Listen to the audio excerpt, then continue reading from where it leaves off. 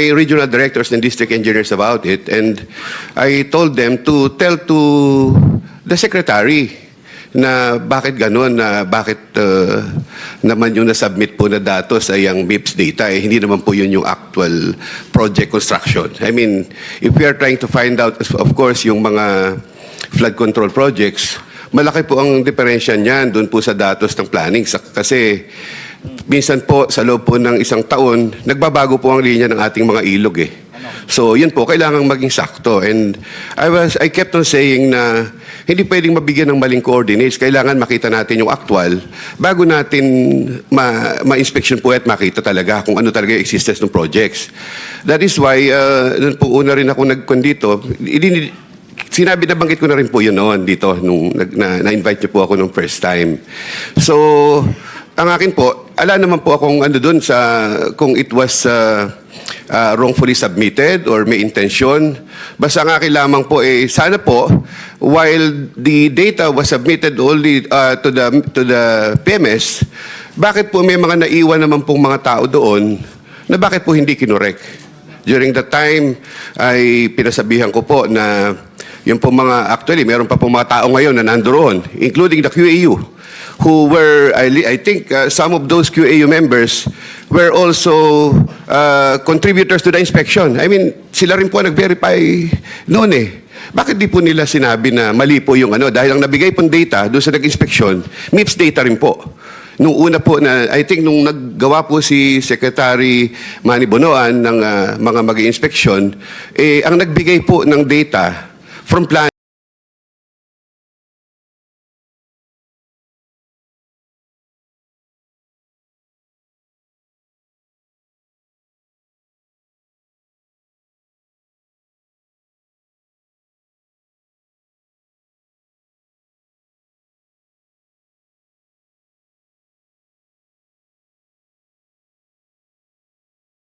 of the projects that we submitted to the Office of the President.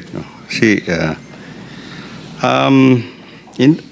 as directed by the President during his SONA, he directed actually the Department of Public Works and Highways to submit at the earliest possible time the list of completed projects, flood control projects from July of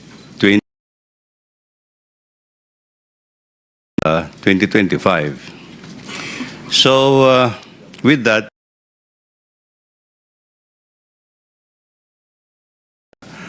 and on August 4 of 2025, we submitted the list of projects numbering, I think, about 9,856.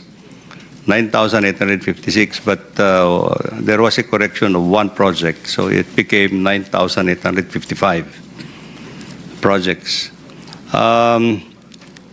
Truth of the matter is, because of the time constraint that we have to submit, I instructed the late Undersecretary Cabral to collate the information that we need to submit to the Office of the President.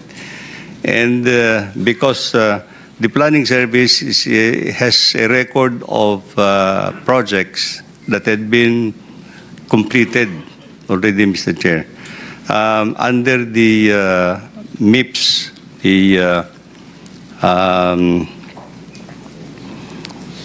this is what has been deliberated on. This is the multi-year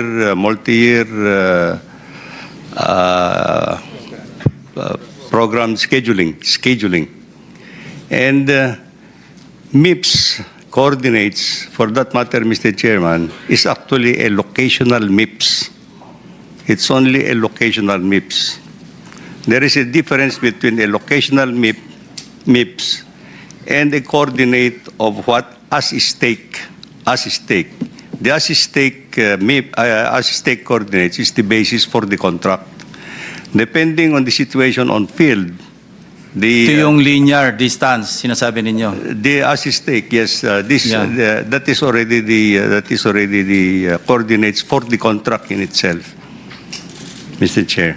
But nevertheless, what we are saying is actually, aside from coordinates that we are talking about, there are many informations that we have already also submitted to the Office of the President with regard to the projects that we have submitted.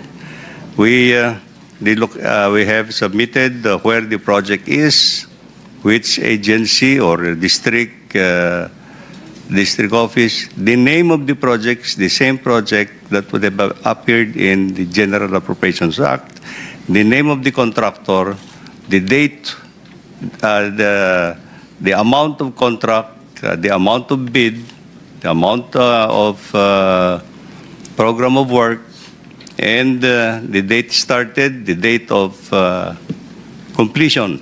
So all this information has been included in the submission to the Office of the President, Mr. Chair. So the coordinates is just one of the data that is included. So there are many other data that you can validate actually the existence of the contract in itself. In fact, Mr. Chair, when we submitted this in August 4 of 2024, I know that there has been some differences between the MIPS coordinates and the as-stake plans, and therefore, immediately after we submitted it to the Office of the President, I immediately sent validation teams actually for the purpose of getting present absent status of the 9,855 projects. And in a week's time, there were reports already that were coming to my office, to the office. And it is only in Region 3 that furnished me a copy of possible potential ghost projects.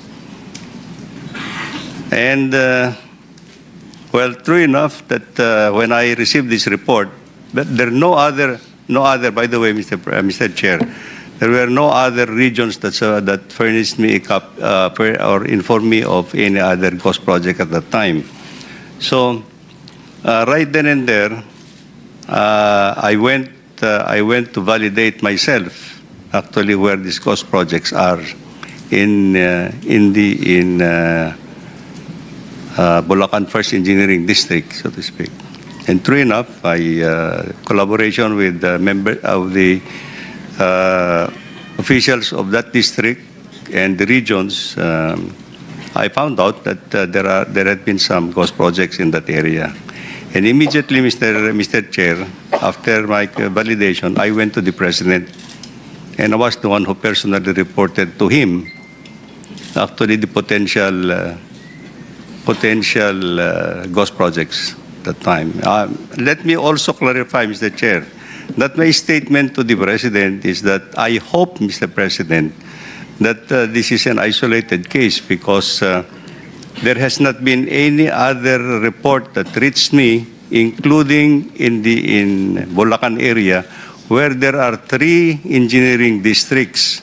And if it would have been a pattern actually in that district, then you can imagine there's only one that has reported the presence of ghost projects. And so the President told me to start investigating the ghost projects. Immediately thereafter, Mr. Chair, I relieved all the personnel of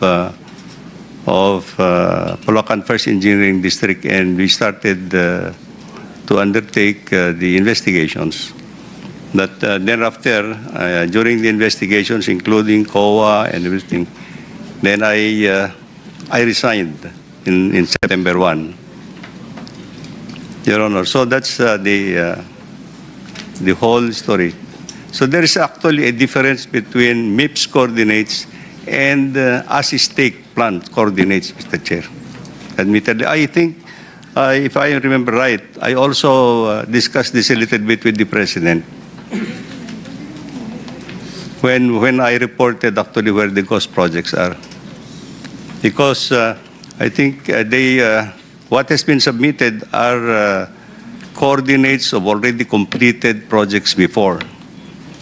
So there are some differences, Mr. Chair. We'll now